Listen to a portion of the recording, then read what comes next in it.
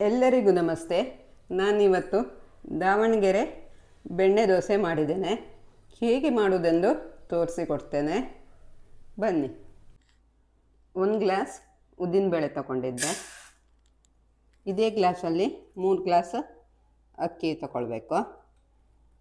ಮತ್ತು 1 ಚಮಚ ಮೆಂತೆ. ಇವನ್ನು ಚೆನ್ನಾಗಿ ತೊಳೆದು ಒಂದು 4ರಿಂದ 5 ಗಂಟೆ ಕಾಲ ನೆನೆ ಹಾಕಬೇಕು. ಉದ್ದು ಅಕ್ಕಿ 2 ನೆಂದಿದೆ, ಚೆನ್ನಾಗಿ ತೊಳೆದಿಟ್ಕೊಂಡಿದ್ದೇನೆ.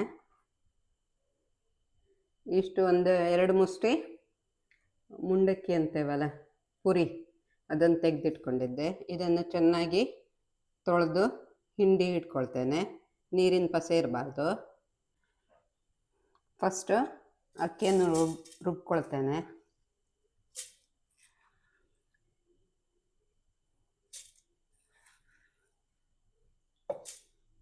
ಈಗ ಉದ್ದಿನಬೇಳೆ ಮತ್ತು ಮೆಂತೆ ಹಾಕ್ಕೊಂಡಿದ್ದೆ ನೋಡಿ, ಅದನ್ನು ಸೇರಿಸ್ತೇನೆ.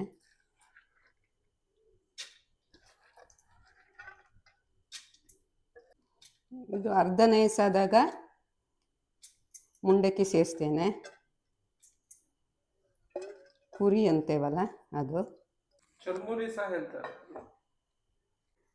ಚೆನ್ನಾಗಿ ನೆಂದಿದೆ ನೋಡಿ, ಮೆತ್ತಗಾಗಿದೆ. ಈಗ ಹಾಕ್ತೇನೆ. ಅರ್ಧ ರುಬ್ಬಿಟ್ಟಿದ್ದೇನೆ, ಮತ್ತೆ ಸೇರಿಸ್ತೇನೆ. ಅದಕ್ಕೆ ರುಬ್ಬಿಯಾಗಿದೆ, ನೈಸಾಗಿ ರುಬ್ಕೊಂಡಿದ್ದೆ. ಇದಕ್ಕೆ ಮೊಸರು ಸೇರಿಸ್ತೇನೆ. ಇಷ್ಟು ಬೇಡ ನನಗೆ, ಇದು ಅರ್ಧ ಹಾಕ್ತೇನೆ. ಅರ್ಧ ಕಪ್ ಮೊಸರಲ್ಲಿ 1/4 ಕಪ್ ಹಾಕಿದಾಗಾಯಿತು, ಅಂದರೆ 1-2 ಚಮಚ ಮೊಸರು ಹಾಕಿದಾಗಾಯಿತು. ಈಗ 1-2 ಸಲ ಗರ್ಗುಡಿಸ್ತೇನೆ, ಅಂದರೆ ರುಬ್ಕೊಳ್ತೇನೆ. 2 ಬಾರಿ ಸೇರಿಸ್ತೇನೆ.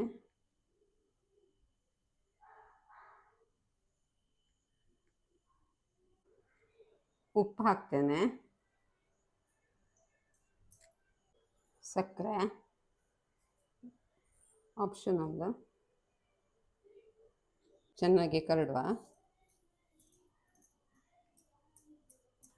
8 ಗಂಟೆ ಬಿಡುವ, ಅಂದರೆ ರಾತ್ರಿ ರುಬ್ಬಿಟ್ರೆ ಬೆಳಿಗ್ಗೆ.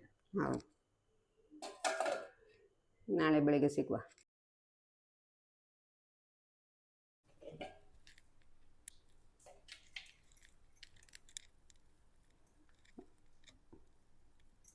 ಚೆನ್ನಾಗಿ ಬಂದಿದೆ.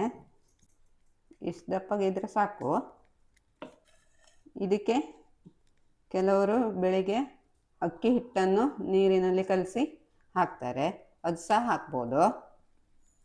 ನಾನೀಗ ಹಾಕಿಲ್ಲ, ಅದು ಹಾಕಿಯೂ ಸಹ ತೋರಿಸಿಕೊಡ್ತೇನೆ. ಬಾಜಿ ಮಾಡಲಿಕ್ಕೆ ಸ್ವಲ್ಪ ನೀರು ಹಾಕ್ತೇನೆ. 2 ಈರುಳ್ಳಿ ಈ ಥರ ಕಟ್ ಮಾಡಿ ಇಟ್ಕೊಳ್ಬೇಕು. ಇದು ಚಟ್ನಿಗೆ ನಾನು ಇದರೊಟ್ಟಿಗೆ ಹಾಕ್ತೇನೆ. ಬೇಯ್ಲಿ ಇದು.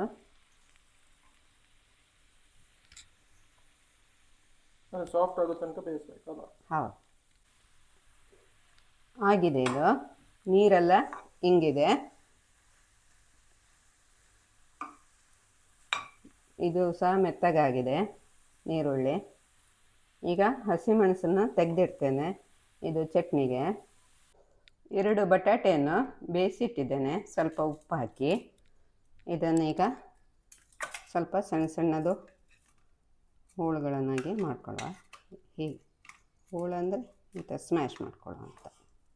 ಈಗ ಬೇಯಿಸಿಟ್ಟ ಈರುಳ್ಳಿಯನ್ನು ಸೇರಿಸ್ತೇನೆ.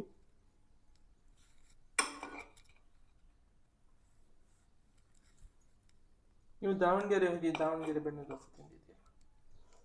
ಇಲ್ಲ, ದಾವಣಗೆರೆ ತಿಂದಿಲ್ಲ, ಬೇರೆ ಕಡೆ ತಿಂದಿದ್ದೇನೆ.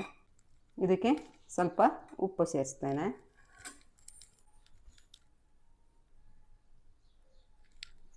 ಚೆನ್ನಾಗಿ ಕಲಸುವ.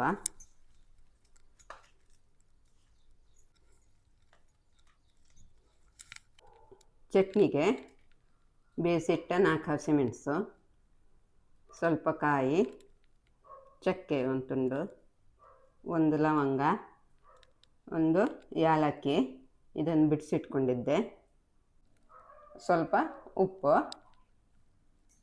ನಮ್ಮದು ಉಪ್ಪು ಸ್ವಲ್ಪ ಜಾಸ್ತಿ ಸ್ಟ್ರಾಂಗ್ ಉಂಟು, ಅದಕ್ಕೆ ಸ್ವಲ್ಪ ಹಾಕಿದೆ. ನೀವು ನಿಮ್ಮ ರುಚಿ ತಕ್ಕಷ್ಟು ಹಾಕೊಳ್ಳಿ.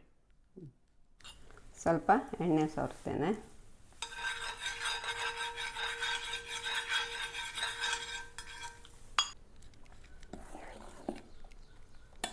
ಫ್ರೆಂಡ್ ಮೈದಾ ಹಾಕಿದ್ರು, ಮೈದಾ ಹಿಟ್ಟು ನಾನು ಹಾಕಲಿಲ್ಲ.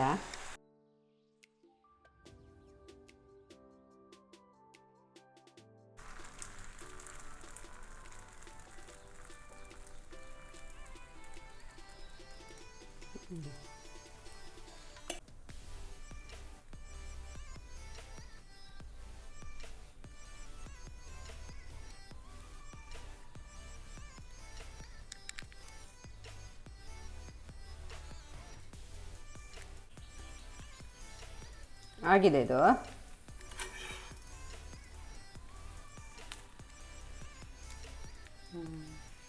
ಚೆನ್ನಾಗಿ ಬಂದಿದೆ. ಅದು ನಾನ್ ಸ್ಟಿಕ್ ಬದಲು ಇದೆಲ್ಲ ಹಾಕಿದ್ರೆ ಬೆಟರ್. ಯಾವುದು ಐರನ್ ಕಬ್ಬಣಕಾಲಲ್ಲಿ ಸ್ವಲ್ಪ ಕಲರ್ ಬರ್ತದೆ. ಈಗ ಅಕ್ಕಿ ಹಿಟ್ಟಾಕಿ ಇನ್ನೊಂದು ಥರ ತೋರಿಸ್ತೇನೆ.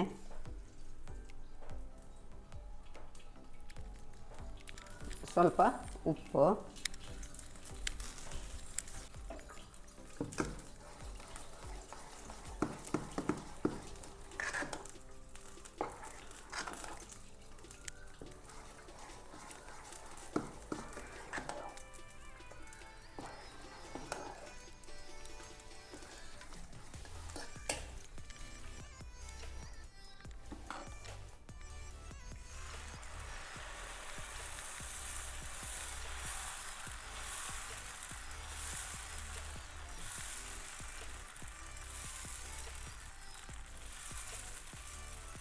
ಎಣ್ಣೆ ಸೇರಿಸಿದ್ದೇನೆ, ತೆಂಗಿನೆಣ್ಣೆ ಹಾಕಿ ಇದು ಮಾಡಿದೆ. ಇಲ್ಲದಿದ್ದರೆ ಈ ಕಾವಲಿ ಏಳೋದಿಲ್ಲ ಬೇಗ ದೋಸೆ.